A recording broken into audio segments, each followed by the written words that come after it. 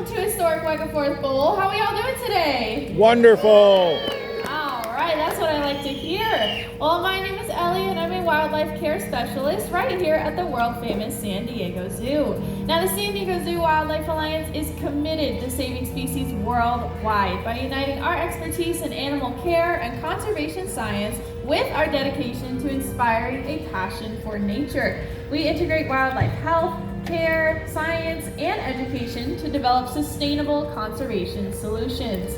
Now, our conservation work is focused in 8 hubs across 6 continents in regions where our alliance can make the greatest impact. Now, those are the Pacific Islands, Southwest, Amazonia, oceans, African forest, savanna, Asian rainforest, and Australian forest. Now, we believe that conservation starts with the connections that we make between people and wildlife every day. And that's exactly what we hope to do right now. So what do you say? Want to meet some wildlife? Yes. All right. Well, for our first guest, we're actually going to step away from our conservation hubs and talk a little bit about San Diego Zoo Wildlife Alliance's One Health approach to saving species worldwide. Now, the health of people, wildlife, and the environment are all interconnected, and our planet can only thrive when all life is thriving. That is the core of our mission and the thread that runs through all of our conservation efforts. Now, this guest represents this category by helping out other species. So we're going to talk about the canine. Dogs have been assisting humans for centuries and continue to do so by serving in the military, in law enforcement, and even in conservation. Now, they are utilized for their superpower, which is, of course, their super sniffer. Dogs can have a sense of smell up to 100,000 times more powerful than our own. So, to demonstrate this superpower, we have hidden a scented item somewhere in this area for our next guest to find. But he needs your help because he loves a crowd. So please, get nice and loud. Help me welcome the one, the only, it's Elvis! Elvis! Don't mind it, Elvis. All right, he is, oh, there we go. He is on the hunt. Woo! He's checking the regular spots. All right, he is jazzed today. Oh, how are you going to get it? Oh, it's just out of reach. Yeah, there we go. Great job, Elvis. Now, if you notice what he found, it is a stuffed koala. Now, Elvis here was trained to sniff out a lemon scent, which he very quickly did. But this is to represent some of Elvis's counterparts down in Australia, who were a team of koala sniffing dogs. Now, if anyone remembers those wildfires a few years back, unfortunately not just koalas, but many species of wildlife were injured, displaced, or even killed by these fires. So, researchers enlisted the help of a team of dogs, like Elvis here, to sniff out and locate any displaced or injured koalas that could then be rehabilitated and re-released into their native habitat. As you can see, dogs can sniff out something that we might not be able to find with our eyes. Elvis. They are much faster at it than we are. So, another example, we actually have a team of frog dogs here in our Southwest Conservation Hub, which is right here in our own backyard. And they are dedicated to sniff out and help researchers track the very endangered mountain yellow-legged frog. So these are just a couple examples proving that dogs can have an incredible role in conservation, and of course, not just in our homes. But Elvis here came to us from Guide Dogs of America, where we don't like to say he failed the program, but he was dismissed early from the program because of his love for food. This guy would be a terrible guide dog. The only thing he would guide a person to is a snack. Now, if that snack was in the middle of a busy road, maybe even train tracks, he doesn't care. So, not a great seeing eye dog to be a career. So, he was re-career assigned to join us here at Wegeforth Bowl, but he has a very important job aside from being a a sniffer dog. The other one is companion to our South African cheetah. Would you like to meet his companion? Yes. All right. Well, everyone is doing a fantastic job of staying in their seats. Parents with little ones, be sure it stays that way so we don't have any running gazelle across our stage. All right, this here is Ilangha, our South African cheetah, who of course is representing our African Savannah hub. Now, these two have been paired together since they were just a few months old. Now, Elvis here plays the role as a surrogate sibling to Ilangha. Now, unfortunately, Ilangha was the only surviving member of her litter, and within about an hour, her mother decided she did not want to raise her. She rejected her. So it was very obvious that care specialists needed to step in and help raise little Ilangha. But who better to learn those life lessons like social skills, playing skills, hunting skills? Who better than a sibling, right? Without a mom or sibling to teach you, this is where Elvis comes in. Now, if possible, we will look for another cheetah cub with a similar situation. But if that is not the case, we might turn to a dog. So that, again, is where Elvis comes in. Now, they are together nearly 24/7, except for feeding time. Now, that is because Elvis would body Ilangha out of the way and steal all of her food, and she would let him. So we separate them when they're by themselves to make sure that Ilangha gets all of her food and Elvis only gets his food. Now, a little bit about cheetahs, everyone. What are they known for? Speed, exactly. Now, do we know how fast a cheetah can run? 70, I heard it. It is anywhere up to 70 miles per hour. Now they spend more time there than here. 60 miles an hour in just 3.4 seconds. That is pretty incredible. That is right up there with a lot of the sports cars that are out there today. Now, unfortunately for the cheetah, they can't be the best at everything, so even though they are the fastest thing on four legs, they do not have the endurance side of that speed. They can only hold that top speed for about 30 seconds or maybe a quarter mile, which is just one lap around the track. Now, when a cheetah does exert themselves up to that full speed, it can take them up to 30 minutes to fully recover back to a normal heart rate, breathing rate, etc. Now, whether or not the cheetah catches that prey item, the unfortunate part is that the cheetah does have to take that 30 minutes before they can take a single bite. Not a lot of people would like to run a marathon than eat a plate of spaghetti, right? That sounds horrible. So they have to take that break. Now, of course, cheetahs are adapted all along their body for this speed. The first one you might notice is her tiny little bullet-shaped head. Now, their head is much smaller than most of the cats you think of, like lions, even hyenas, leopards. But this head, tiny little head, is to help with aerodynamics. Now, the small size as well as the shortened, rounded ears, they can be folded straight back onto their head, as well as very short whiskers that are actually curled back towards their body. This is all to help with wind resistance and aerodynamics.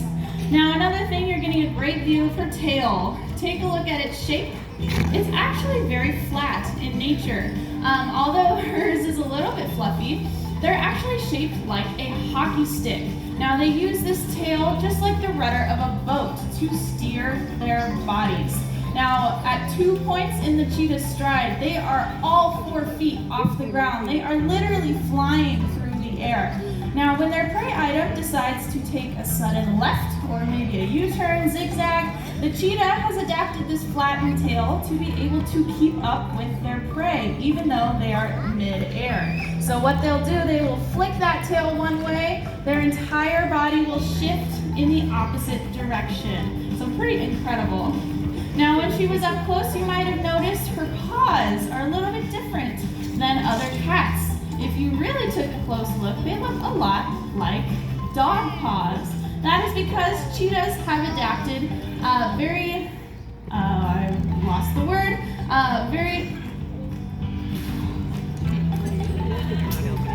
sorry.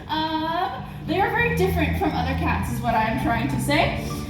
Their claws are what we call semi-retractable. So most or all other cats have the ability to pull their claws in and push them out whenever they like.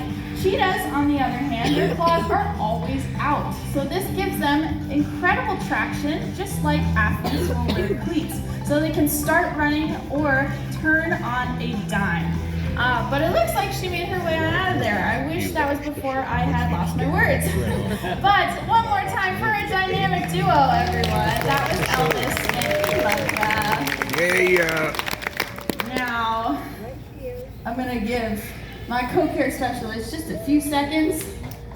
We're a little short-handed, so you're going to see the four of us all over today. I'm ready for you, Ellie. Okay. All right, everyone, for our next few guests, please help me welcome my co-care specialist, Jessica. Thanks, Ellie. Sorry, Ellie, I wasn't listening to what you were saying. I couldn't help you. But was it retract? Maybe. I don't know. All right, everybody. Are we ready to meet some more wildlife? Yes. Awesome. All right. Well, for our next wildlife ambassador, we're actually going to be heading on back to our One Health approach, which I know Ellie talked about with Elvis. But this next particular species definitely fits this role a little bit differently because she's considered an apex predator. She is very important, especially for rodent population. And so everybody, please welcome Einstein, Eurasian eagle owl. I always love hearing all the oohs when she comes out here. She'll get closer. Very impressive. Now I'm going to break down her name just a little bit. So Eurasian eagle owls are found in Europe and Asia, especially in the forested regions there. You can tell that they are found more in those type of areas by the coloration of her feathers. As you can see there, it kind of looks like bark on a tree.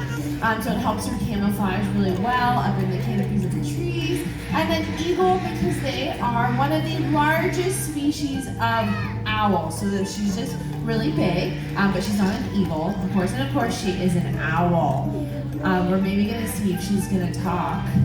Maybe a little bit. If was the microphone not on? That's okay. Well, everybody in the lower rows can definitely hear her. She does have a couple of different vocalizations. The most famous one is hooting, right? Owls hoot. She definitely loves to be very hooty, especially in the morning when we come first thing in the morning to start our day. And then, of course, she likes to hoot a little bit when we're leaving for the day as well. And then she also bring it right in front of us. I call it her like meow. I just heard it. That's what I call her little meow sound. And then also, when she lays eggs, she actually clucks like a chicken. So it's pretty adorable. So they've got a wide range of vocalizations. But owls, what they're most known for is being one of the best hunters at night. They are all built for that. So probably one of the first things that you saw when she came out here were her big, beautiful eyes. So those eyes mean that she has amazing far-sighted vision, but also nighttime vision. They actually have more rods than cones, receptors in their eyes, so it allows them to see a lot better at night.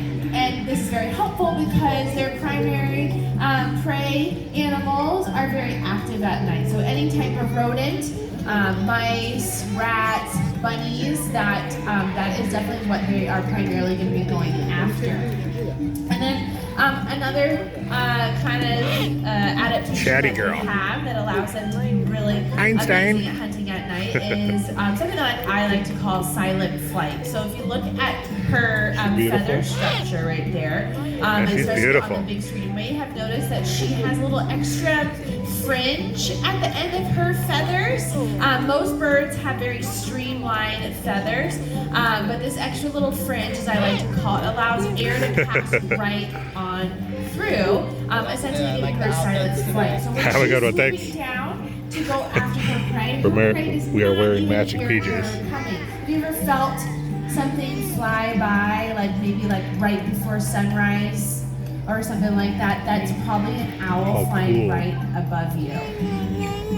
And then that's also very helpful because she doesn't hear herself flying, so this allows her hearing to be a lot more attuned to her prey, which is actually probably one of her best scents out of the three is her hearing. They have asymmetrical ears. So they kind of have like an ear at the top of their head and one kind of at the bottom of their head. Those little feathers up top are just for looks, not where her actual ears are. And this allows them to triangulate where her prey is. So while they're sitting up on the trees in the dark, they can easily zone in where that mouse or rat is. Now, as I said, they are extremely important for rodent population. Without owls in our area, we would definitely be running amok with mice all over the place. Well, she was fantastic out here. Everybody, please give it up for Einstein, our Eurasian eagle owl.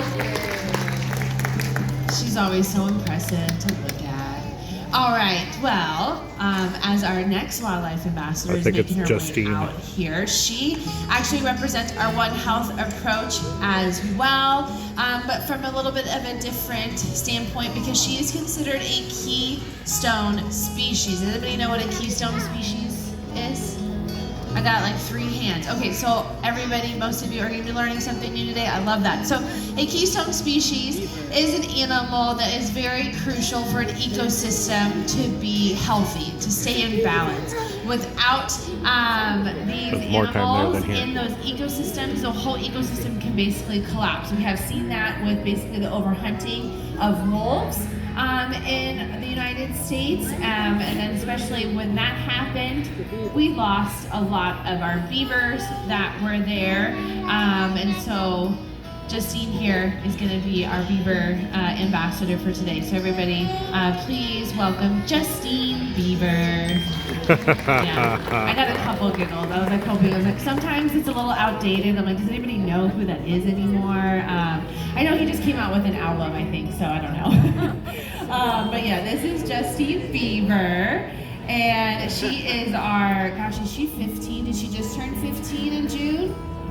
Yeah, well, 14, 15, you know, when you work here so long, all the ages kind of start blending together. But she's she is actually our oldest beaver here at the zoo. We have 5 beavers that are wildlife ambassadors. I like to say that she's the OG, she's the original beaver here at the zoo. But they are part of the rodent family, if you didn't know this. They are the largest rodent in North America. Does anybody know what the largest rodent is in the entire world? She stepped on her tree. I heard it. Yeah, the capybara. For those of you that haven't seen them, we actually have them here right at the zoo over in our Elephant Odyssey area. They basically look like ginormous guinea pigs. They can get up to about 100 pounds. Now, beavers, they range between 40 to 60 pounds or so.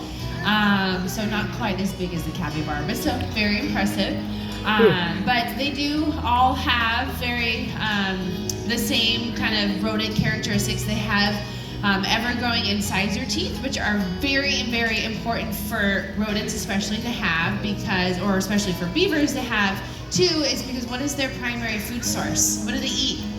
Wood. Yes, they actually eat the living tissue off of trees, so like the bark.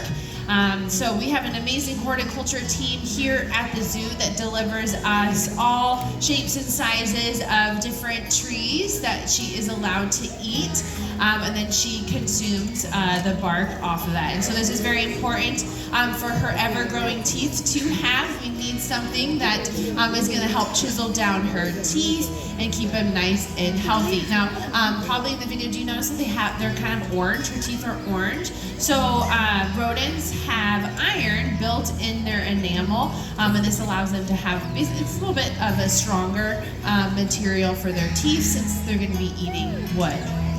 Now, they will also use these, any types of trees and logs to build their dams. They also will build their lodges. Now these dams are very, very important because remember I said she is considered a keystone species. So building these dams, which basically stops water flow or slows it down, creates whole other environments for other animals to thrive in. Say like fish breeding, or just areas for animals to feel safe in from predators. So having beavers around is very, very important. And we actually saw that in Yellowstone National Park. When probably have heard of the reintroduction of wolves there. Well, they actually reintroduced beavers there as I well, hear the tapping, since but she's they tapping with fully the left target that stick. area when the wolves left, and that whole area basically collapsed. And so they reintroduced wolves and beavers, and now it is considered a complete ecosystem because those 2 keystone species are back in that area.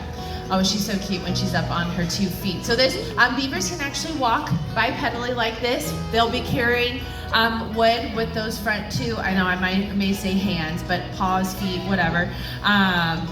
Those front feet are very kind of human-like. They can grab just like she's doing right there, but they can pick up things. So it's pretty awesome that they're pretty mobile. Now they spend about 50% of their life in water. They're very well equipped for that. They have a 3rd eyelid, which is kind of like built-in goggles. Their fur is very, very thick. That fur is so thick that basically water doesn't even touch their skin, so it keeps them nice and dry and warm. And that tail, the iconic beaver tail, is very important, right on cue. Good job, Justine. I think that was like a 10, right? Nice little splash there. That tail is very iconic, but it's very important, especially for communication. So not only does it help them steer when they're in the water, but it is a communication device when they're communicating with other family members within their beaver family. Say that there is a predator around and they want to alert other beavers that, hey, you need to get to safety. They will swat that tail on top of the water. It makes a huge splash, huge noise. And so their other beaver family members will go and hide, but it also alerts other animals, non-beavers, to do the same thing. So it is a pretty amazing adaptation that they have.